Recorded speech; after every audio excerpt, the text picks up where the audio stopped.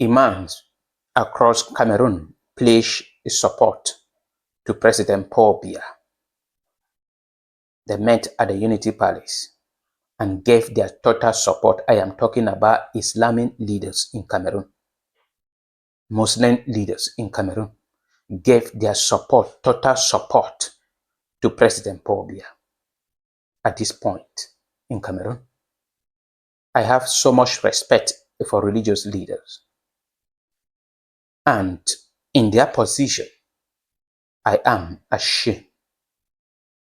At this point in the history of Cameroon, anyone supporting 92 years old President Paul Biya to run for another 7 years again, the person that physically, publicly has demonstrated incapacity, is an enemy.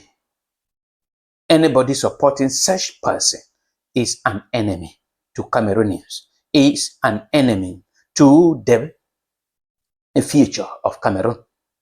They met at the presidency, and the person who was chairing the meeting was the usual person, Ferdinand Ngongo, who is now acting on behalf of President Paul Biya.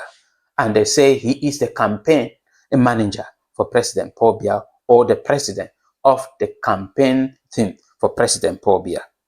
And the Imam, they came at the presidency and gave their total support. And Ferdinand Ngongo asked them to urge and to pressure their followers, meaning the faithful Muslim, to support President Paul Biya.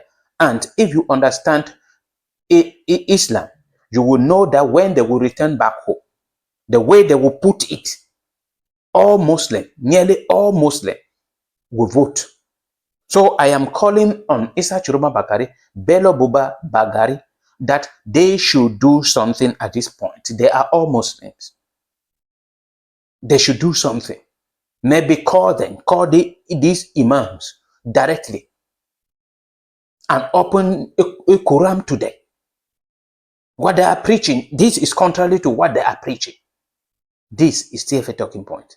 I'm so disappointed. I don't know what is actually happening in Cameroon. What is actually happening in Cameroon, that you will see clearly that this man is against God, nature, but you are giving your support to. You are giving your support to somebody who has been in power for 43 years, and there is nothing to be proven that this is what he has done for the people of Cameroon. No road. And we all know that where road passes, development follow. If there is no road, there is no development. No drinkable water. We know that if there is no drinkable water, people will suffer and they will die because of cholera, because of waterborne diseases. There is no electricity. And if we know that if there is no electricity, there is no business. Yet you people are giving your support to this very man who has frustrated Cameroonians. The very man who created poverty, artificial poverty in Cameroon, artificial suffering, artificial frustration, and spiritual people, religious people, leaders will forget everything and without shame sit before in the very house, palace, where all atrocity are being committed, to say they gave their support to President Paul Biya.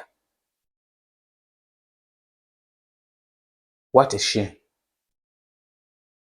When I told you people that those are killing us are mostly those we are looking up to. Those killing us are mostly those we are looking up to. Look at the traditional rulers. They left the Unity Palace also, and they gave their total support to President Paul Biya. That one we know they bought them, but I never knew they bought religious leaders. I never knew. They first started that they want to organize a nationwide prayer in the Congress Hall. I believe Congress Hall, I believe they organized it already. And then from there, they went to the Unity Palace. So the prayer is for President Paul Biya to win. Because after the prayer, you went and gave your total support to him. Shame. shame.